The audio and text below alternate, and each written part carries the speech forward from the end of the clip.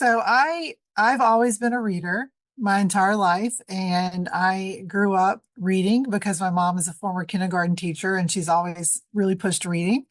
Um, and I've been fortunate. I was fortunate growing up also in schools. I always had great teachers, but I remember the first time our school had an actual certified librarian was when I made it to high school, because until then, and our libraries have been run by volunteers.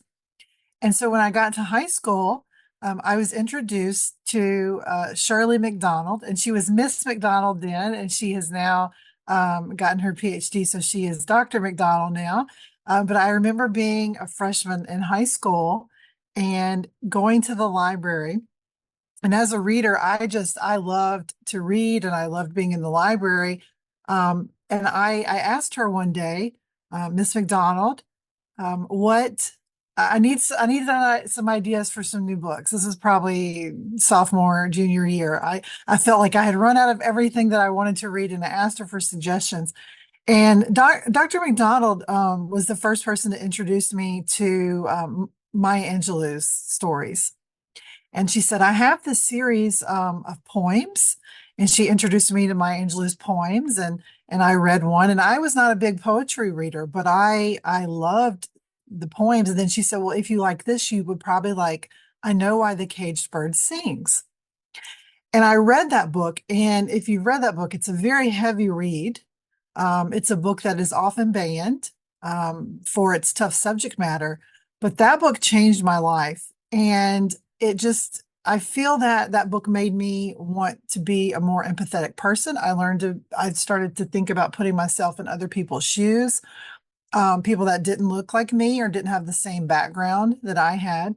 But Miss McDonald was great because when I finished reading all of the Maya Angelou books, she said, well, how about you try The Color Purple by Alice Walker?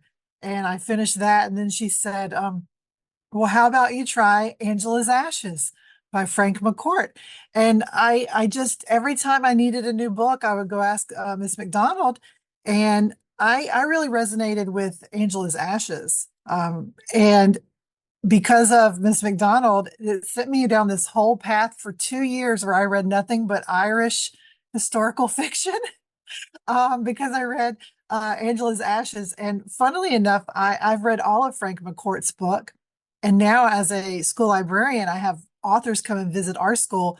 And I felt like it came full circle because one of the authors that came to visit my school and talk to my students was Jordan Sonnenblick, who, when he was here, told me the story about how Frank McCourt was his high school teacher, English teacher.